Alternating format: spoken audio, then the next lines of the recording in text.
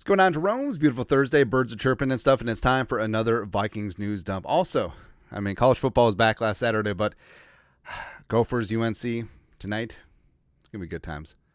I'm betting on the Tar Heels. Doesn't matter. Football is indeed back, baby. So some stuff and some things went down on Wednesday, and I know we already did individual videos talk about the practice squad, Kene and Cine, but some people may not have seen them, and just condensing and just breezing through real quick. So Vikings set the practice squad, notably, so 17 players, because Samus Reyes, international pathway player, as well as all 16 were with all 17 were with the Vikings in training camp. So the Vikings keeping it in-house. Also, hey, Bo Richter. There's some concern that Bo Richter will get claimed. Now, I actually thought he wouldn't because, yes, he showed some flashes, but he's undersized. He's a physical freak for sure, but he's raw, super raw. Now, I'm sure that several teams will love to have him on the practice squad, as evidenced by Alec Lewis reporting that he had other offers, but stayed with the Vikings. I think he'll play some special teams, play with his hair on fire, or rather, lack of hair. But he'll get after it there. Also, notably, so 2 running backs on the practice squad, 2 with the 53 makes sense, and also no quarterback. But things certainly could and should change, and this probably won't even be the finalized practice squad as you head into the first game of the season. But 2 names that potentially could have been on the Vikings practice squad, nope, not so much. Kene and Nwangwu first, so former second-team All-Pro kick returner, and clearly they wanted him to be RB3 this year, but for whatever reason, it didn't work out. Now, Kene, was he ever going to be a true, polished, all-around running back? No, I don't think he was. He was okay as a swing pass receiver, but not really running routes in open space, not much of a pass blocker, but he was developing as an explosive running asset. Now, could this be like Cordero Patterson, where Cordero obviously was amazing at returning kicks, same thing with Kene, but just couldn't find a spot on offense? Sure. But he was claimed by the stupid Saints. The Saints had the number 14 waiver claim, and the Vikings probably would have added Kene back to the practice squad if he went unclaimed, but sort of is what it is. And I just can't stand it. I just can't stand it. And I could say that most of the hate is generated towards stupid-ass Sean Payton, but can't stand the Saints either. And that really sucks because, not gonna lie, Kene was one of my favorite ones. Cyclone, baby. Move your body like a cyclone, but no. Now, well, I hope he does well, but I hope the Saints lose every single game by 100, if that makes sense. Also, Cine, adding another chapter to the dumbest rivalry in sports history. Now, Cine did clear waivers, and no team was going to put in a waiver claim for him because they would have had to take on the final 2 years of his contract, fully guaranteed. But the Vikings have around 6.8 dead. That will offset with some of the cash he gets paid over the next 2 years. But signing with the Jets, and we talked about this, the Jets safety room, it's all right. But I think that Cine could potentially climb his way up, play some special teams. And yes, the Vikings do play the Jets in Week 5 in London, in the same stadium where Cine broke his leg 2 years ago. So I don't know, man. But it's just weird. It's just weird, man. I'd assumed that Kene was going to be a big part of the kick return plan this year with the new rules. I thought that he would be a star. Hell, he still might be a star. But you're looking back at it now, it was clear that they were trying to make him be a running back. They didn't like what they saw. They thought that they'd give him through waivers. They wanted to use one of the 53 spots for some of the other guys they were more concerned about.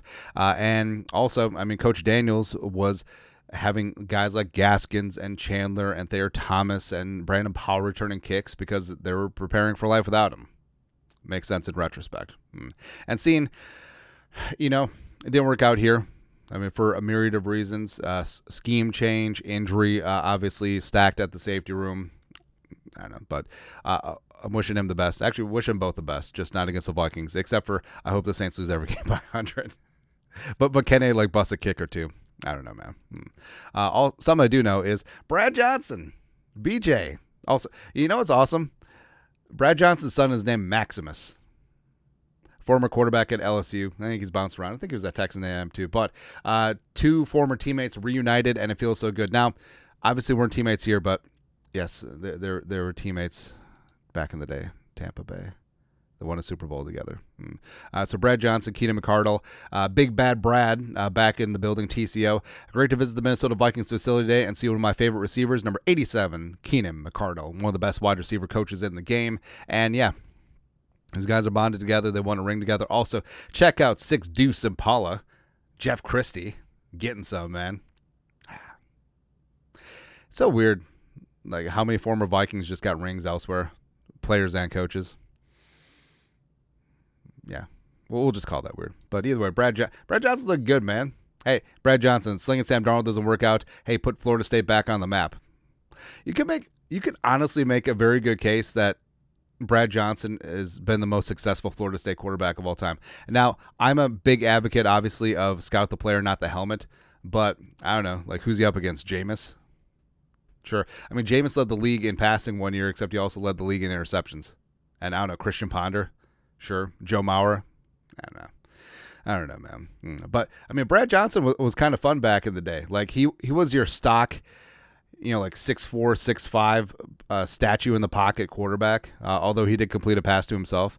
And it was the Brad Johnson foot or ankle injury that opened the door for Randall Cunningham in the 98 Vikings. I mean, Brad Johnson probably could have been fine. I mean, Brad Johnson probably could have led the Vikings to a Super Bowl in 98 too, but yeah. Either way, at least in 2002, they both got a ring. So there you go. But good to see Brad Johnson back in the building. I will say, those Buccaneers uniforms, they were pretty damn good. So they had just moved away from Bucko Bruce and the creamsicles, which are great for throwbacks. But the Bucs have been tweaking back and forth, and like their uniforms now are sort of similar to this. But I mean, back in the day when these debuted, like Mike Allstott and Warwick Dunn and Derek Brooks and Warren Sapp and Jumpin' John Lynch, I mean, these were badass. Not gonna lie, even though they were division rivals for a hot second. At least when they won their Super Bowl, it was after realignment, so they weren't in the Vikings division. Couldn't have stood that. Speaking of in division, so Greg Joseph. Hey, remember when Greg Joseph signed with the Packers to compete with Anders Carlson, who was terrible? Never trusted Carlson. But then they got rid of Anders, and then they got rid of Greg Joseph. Everyone thought that he'd won. But Tom Pelissero, after claiming kicker Braden Narvison, the Packers release veteran kicker Greg Joseph. Now, Greg Joseph was fine with the Vikings. Like, Greg Joseph hit some big-time kicks, like a couple game winners, like a 61-yarder. It was great. But Greg Joseph would just miss the most stupid PATs. He really would. And the most stupid field goals, where it's just like, hey, the Vikings just scored a touchdown to go up 7. Whoops, no, just kidding, 6. Or, hey, the Vikings just scored another touchdown, go up 10. Nope, just kidding, 9. It would just be a miss of a stupid PAT at the most inopportune time that would change the flow of the game, because instead of being up 10, you're up 9. Instead of being up 7, you're up 6, which completely disrupts the game. It's just ridiculous. Also, why did he take 2? Like, 2 is revered for Packers fans, like Mason Crosby. Greg Joseph is Mason Crosby without the good spots. Like, he's just bad Mason Crosby. At least we won't have to worry about kicking for a while. That's right. You may not like this, but this is what the NFL's leading scorer is going to look like this year. This is peak alpha male. This is the best player in the National Football League. You may not like it, but it is what it is. Also is what it is. So, don't get me wrong. I love Malik Nabers. I thought that he was fantastic at LSU. I think that he's going to be a superstar, but the hype around him this offseason and training camp, like, I don't understand it. He wasn't even the first receiver taken. Like, how come Marvin Harrison Jr. is getting like this fraction of the hype that Nabers is getting? And maybe it really is just social media, because Nabers is just like the darling on there. There's highlight clips of him every 2 seconds. Oh, look at this catch. Oh, look at that catch. Oh, look at him taking a poo. Isn't that the best poo ever? And I'm not rooting against him. I love the LSU connection. I think that he's very talented. I think that it's going to be tough for him with Daniel Jones, though. But it would be so funny if he busts.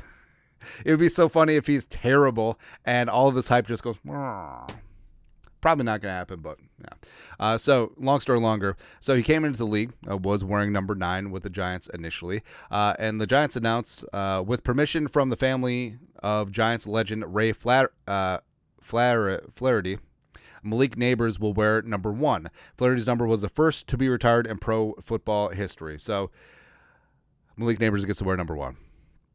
Congratulations. That's how many wins that the Giants are going to have. Not week 1, but this season. It's okay. Hey, Stephon Gilmore needs to put this up as bulletin board materials. Like, oh, he thinks he's number 1? Okay. Bring it on, man. But again, I'm not rooting against him, but given the absolute, like, they're treating him like the second coming. They're treating him like he's already a first-team All-Pro. I mean, back in the day, you have to prove it on the field before you're anointed. Also, I feel like Caleb Williams supporters haven't gotten that memo either, but it's okay. Again, not rooting against the kid.